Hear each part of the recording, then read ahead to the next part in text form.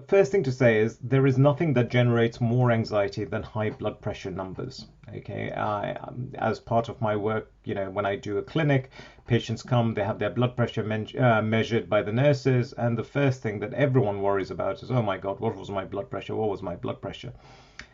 And what I wanted to try and do is try and make things slightly clearer, because I don't think the numbers are that important.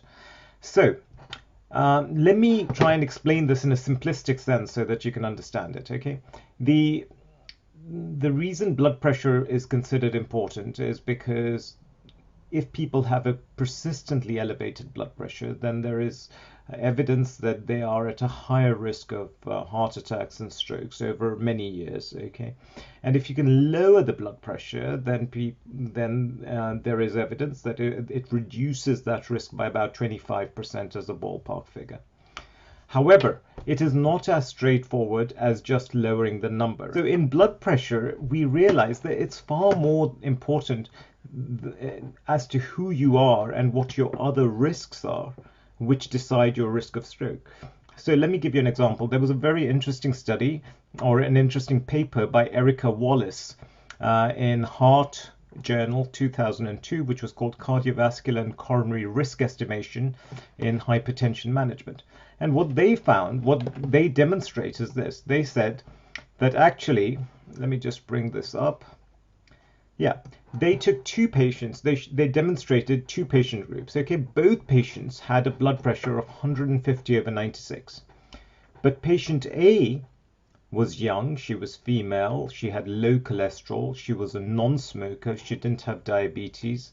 And in her, the risk of having a problem in 10 years was incredibly low. In fact, you would have had to treat 321 people with blood pressure medications to make any difference to one person. However, there was another patient with the same blood pressure of 150/96. He was male, he was much older, 65, his cholesterol was high, he was a smoker, he was diabetic.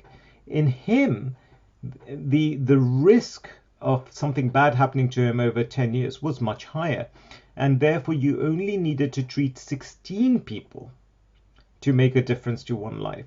So what this goes to show is it's not the blood pressure that is important, it's all the other things. It's the age, it's whether you have diabetes, it's whether you smoke, it's whether you're sedentary.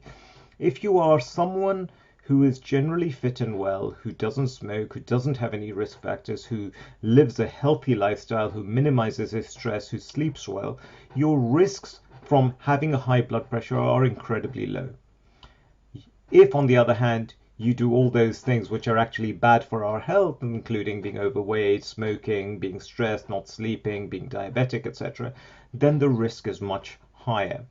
And therefore, what I'm trying to get across is that the number is not important. What we shouldn't be doing is focusing on, oh my God, this is my number, I need to get that down. What we should be concentrating on is the general state of our health and thinking, okay, well, if I'm sedentary, then I need to get more exercise. If I'm stressed, I need to minimize my stress. If I smoke, I need to cut that down.